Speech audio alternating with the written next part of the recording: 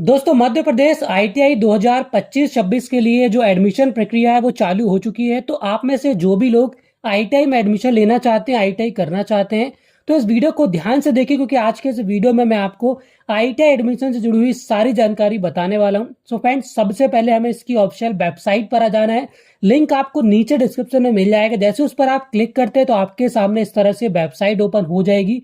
अब दोस्तों, यहाँ पर आकर सबसे पहले आपको आईटीआई में एडमिशन लेने के लिए अपने आप को पंजीकृत करना होता है। यानी कि सबसे पहले आपको अपना रजिस्ट्रेशन प्रोसेस करना होता है। उसके बाद आप चॉइस फिलिंग करते हैं, देन आपका नाम आता है, फिर आपका एडमिशन होता है। तो यहाँ पर हमारा जो सबसे पहले स्टेप होगा वो होगा रजिस्ट्रेशन। तो रजिस्ट्रेशन कैसे करना है वो यहाँ पर हम जानते हैं।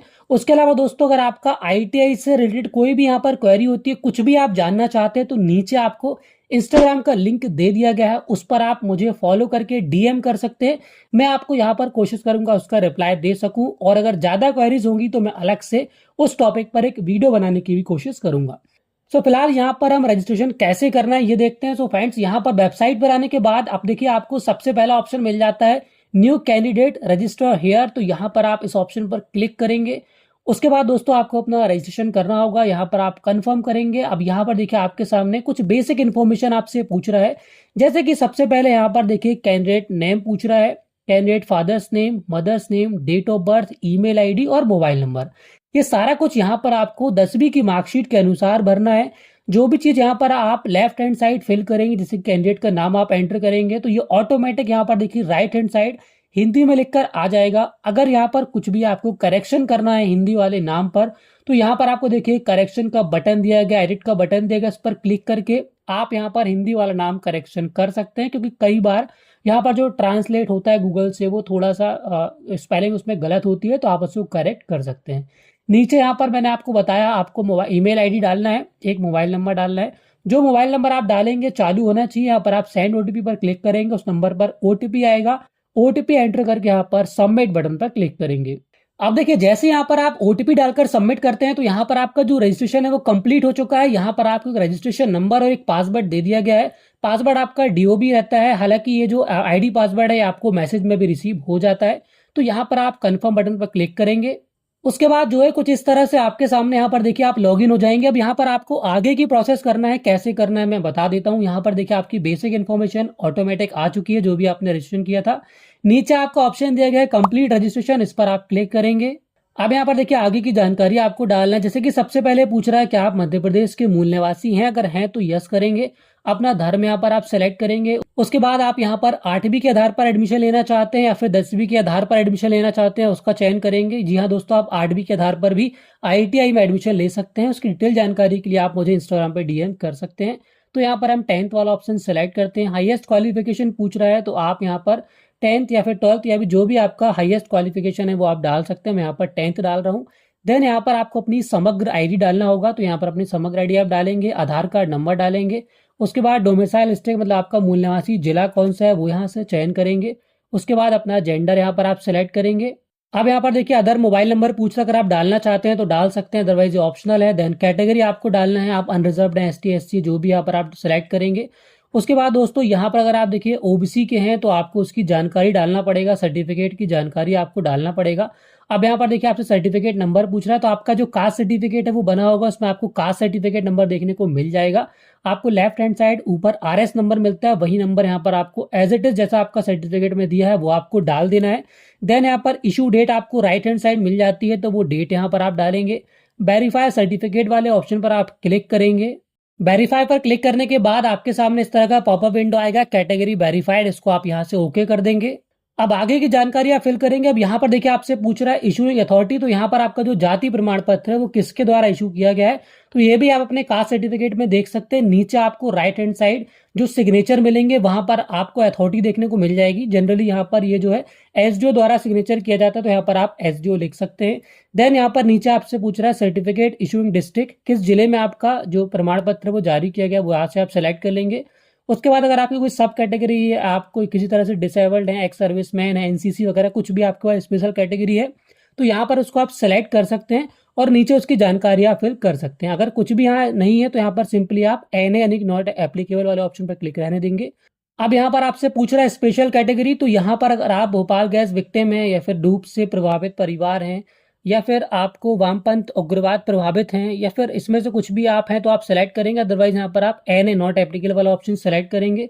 देन आपसे पूछ रहा है नेक्स्ट, क्या आप आईटीआई पुलिस आईटीआई में एडमिशन लेना चाहते हैं, तो यहाँ पर अगर डिपार्टमेंटल कोई पुलिस वाला अगर कोई फैमिली में आपके है, रिलेटिव कोई है, तो यहाँ पर आप यस करेंगे, अदरवाइज यहाँ पर आप नो करेंगे। और ये आपको ये भी देखना पड़ेगा कि जहाँ पर आप एडमिशन लेने वाले इंस्टीट्यूट में वहां पर पुलिस आईटीआई के लिए स्पेशल अलग से सीट है या फिर नहीं है, ठीक है। तो यहाँ पर आप उसका सिलेक्शन करेंगे। उसके बाद नीचे आपसे पूछ रहा है क्या आप आईएमसी में एडमिशन लेना चाहते हैं। आईएमसी दोस्तों मैं आपको यहाँ पर बताना चाहूंगा एक पेमेंट सीट की तरह होती है, जहाँ पर आपकी फीस ज़्यादा होती है, बट यहाँ पर आपका जो एडमिशन का प्रोसेस है वो काफ़ी ईजी हो जाता है, काफ़ी जल्दी यहाँ पर कम परसेंटेज में आपका नाम आ जाता है। और जानकारी के लिए आप मुझे इंस्टाग्राम में डीएम कर सकते हैं, मैं आपको डिटेल में वहाँ पर बता दूंगा। तो यहाँ पर अगर आप एडमिशन लेना चाहते हो तो यस करेंगे आईएमसी के थ्रू, अदरवाइज यहाँ पर आप नो करेंगे। देन यहाँ पर पूछ रहा है क्या आप जम्मू एंड कश्मीर से विस्थापित हैं, तो यहाँ पर आप नो करेंगे। देन आप नीचे जाएंगे, अब देखिए यहाँ पर आपसे एनुअल फैमिली इनकम पूछ रहा है। एक चीज़ दोस्तों मैं आपको और बताना चाहूँगा, यहाँ पर फिलहाल डीएसडी का ऑप्शन नहीं आ रहा है, केवल आईएमसी का ऑप्शन आ रहा है। अगर आप में से किसी को जानकारी होगी तो डीएसटी भी एक सिस्टम होता है एडमिशन लेने का, हो सकता है इस बार शायद वो अलग हो गया हो, बट इसको लेकर कोई अपडेट अगर आएगा तो मैं आपको बताऊंगा। फिलहाल वो ऑप्शन यहाँ से अलग कर दिया गया है। अब यहाँ पर देखिए आप नीचे जाएंगे, आपसे एनुअल फैमिली इनकम पूछ रहा है, तो आपके परिवार की वार्षिक आय क्या है वो यहाँ पर आप डाल देंगे आय प्रमाण पत्र में देख के। अगर आपके पास भूमि है तो यहाँ पर आप एकड़ में उसकी जानकारी डाल देंगे, कितने एकड़ आपके पास जमीन है। उसके बाद क्या आप यहाँ पर रजिस्टर्ड अनऑर्गेनाइज वर्कर के पुत्र या पुत्री हैं, तो हैं तो हाँ करेंगे, या फिर यहाँ पर आप नो वाले ऑप्शन पर क्लिक करेंगे। हैं तो उसकी जानकारी यहाँ पर आपको डालना है, जैसे कि सर्टिफिकेट नंबर वगैरह आपको डालना होगा। देन यहाँ पर आप नीचे जाएंगे, अब यहाँ पर आपको देखिए अपना एड्रेस फिल करना है, तो यहाँ पर आप प्रेजेंट एड्रेस फिल करेंगे।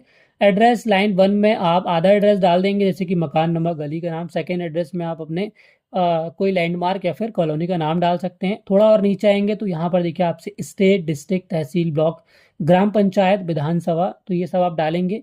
उसके बाद सबसे लास्ट में आप पिन कोड डाल देंगे।